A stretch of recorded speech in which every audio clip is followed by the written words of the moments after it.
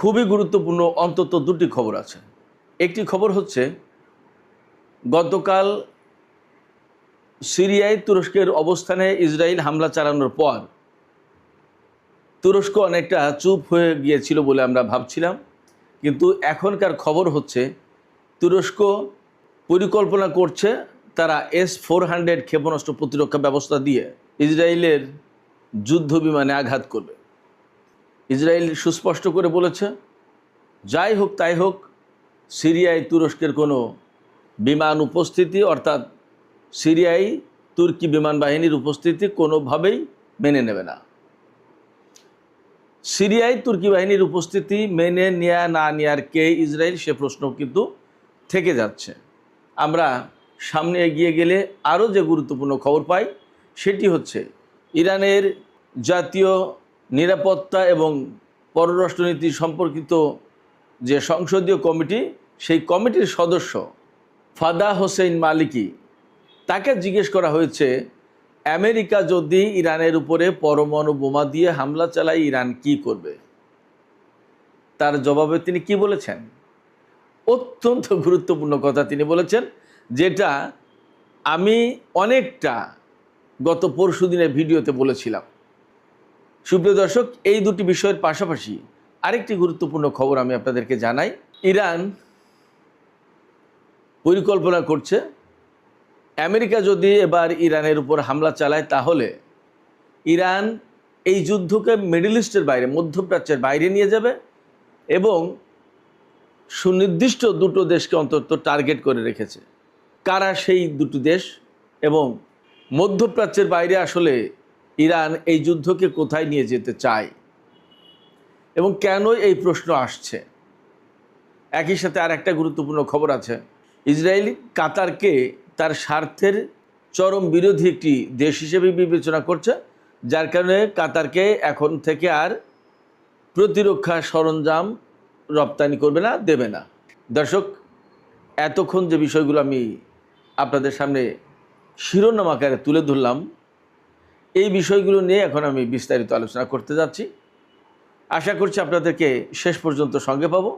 আর যদি ভিডিও ভালো লাগে তাহলে বরাবরের মতোই আমার আবেদন, লাইক, কমেন্ট, শেয়ার করবেন এবং চ্যানেলটি সাবস্ক্রাইব করে সাথেই থাকবেন। দর্শক, চলুন আমরা বিস্তারিত আলোচনা করি।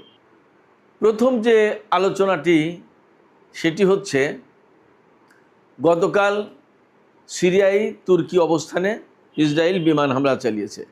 এক দফা নয়, দুই দফা নয়, 8 দফা, 8 বার হামলা চালিয়েছে।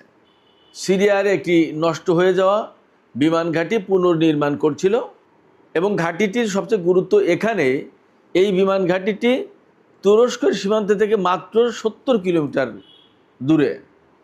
অর্থাৎ গতকাল ইসরায়েল যেখানে হামলা চালিয়েছে বলা যায় যে একেবারে তুরস্কের সীমান্তবর্তী অঞ্চলে, আর একটু সামনে গেলেই তুরস্ক। তার মানে তুরস্কের একেবারে নাকের ডগায় ইসরায়েল বিমান হামলা চালিয়েছে। সবচেয়ে বড় কথা, যেখানে হামলা চালিয়েছে সেটা হচ্ছে তুরস্কের অবস্থান, বিকজ ওই বিমানবন্দর বা ওই বিমান ঘাঁটির সমস্ত নির্মাণ কাজ তুরস্ক করছিল। এখন গতকালের এই হামলার পর তুরস্ক একদম চুপ, ঝিম মেরেছে, বলা যায় কোনো কথা নেই। কোথাও কোথাও খবর বেরিয়েছে যে তুরস্ক অস্বীকার করছে যে না, ইসরায়েল এই হামলা চালায়নি। এখন খুঁজতে খুঁজতে খবর পেলাম তুরস্ক এমন বিষয় বিবেচনা করছে যে ইসরায়েলে আরেকবার হামলা চালালে তুরস্ক তার S-400 ক্ষেপণাস্ত্র প্রতিরক্ষা ব্যবস্থা করবে ইসরায়েলি বিমানের বিরুদ্ধে। S-400 কোথায় পেল তুরস্ক? আপনাদের নিশ্চয়ই মনে আছে, রাশিয়ার কাছ থেকে পেয়েছিল। আগের বার ডোনাল্ড ট্রাম্প যখন ক্ষমতায়, তখন তুরস্ক F-35 যুদ্ধ বিমানের জন্য আমেরিকার সাথে বহুদিন দরবার করেছে, তার ওই বিমান কেনার জন্য টাকাও দিয়ে আসছে প্রচুর পরিমাণে, কিন্তু আমেরিকা দেয়নি। তখন তুরস্ক অনেকটা রাগ করে বা আমেরিকাকে চাপে ফেলানোর জন্য রাশিয়ার কাছ থেকে S-400 কিনেছিল। রাশিয়ার কাছ থেকে S-400 ক্ষেপণাস্ত্র প্রতিরক্ষা ব্যবস্থা কেনার পর আমেরিকার সাথে তুরস্কের সম্পর্ক কিন্তু আরও খারাপ হয়েছিল। সময়ের পরিক্রমে সেটা আস্তে আস্তে আস্তে আস্তে কিছুটা ঠিক হয়েছে। সবচেয়ে বড় কথা, তুরস্ক তো নেটো জোটের একটা গুরুত্বপূর্ণ সদস্য। আমেরিকার পরেই নেটো জোটে তুরস্কের সবচেয়ে বেশি সেনা। এখন S-400 বিক্রি করে দিতে বলে আমেরিকা। মার্কিন প্রেসিডেন্ট ট্রাম্প বলেছেন তুরস্কের প্রেসিডেন্ট রজব তাইয়িপ এরদোগানকে যে আপনারা যদি F-35 যুদ্ধ বিমান নিতে চান তাহলে S-400 বিক্রি করে দিতে হবে অথবা রাশিয়াকে ফেরত দিতে হবে। আমি নিশ্চিত এটা প্রেসিডেন্ট ডোনাল্ড ট্রাম্পের একটা কৌশলী বক্তব্য। যখনই S-400 তুরস্ক বিক্রি করে দেবে বা রাশিয়ার কাছে ফেরত দেবে, তখনই আমেরিকা নানান অজুহাতে তুরস্ককে ওই যুদ্ধ বিমান দেবে না এবং তখন একুল ওকুল দুই কুলি যাবে তুরস্কে।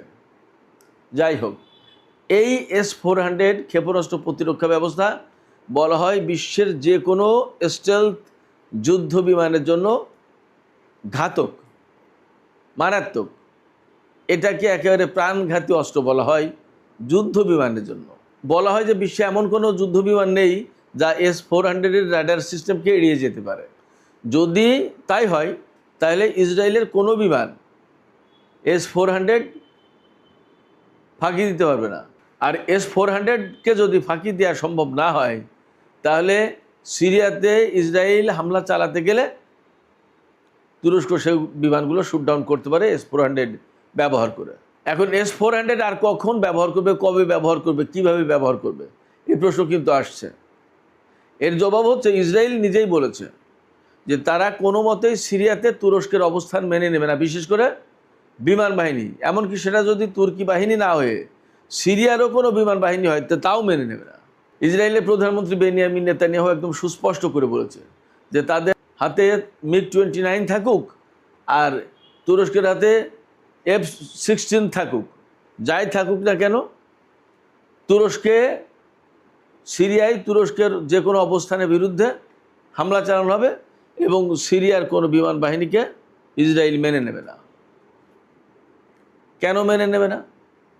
ইসরায়েল বলছে যে মেনে নেব না এই কারণে, সিরিয়ার যখনই বিমান বাহিনী থাকবে বা সিরিয়াতে তুরস্কের বিমান বাহিনীর অবস্থান থাকবে, তখন ইসরায়েল মনে করে সিরিয়ার বিমান বাহিনী যদি গড়ে ওঠে তাহলে সিরিয়ার আকাশে ইসরায়েল কোনো মতেই ফ্রিলি তার বিমান চালাতে পারবে না। আর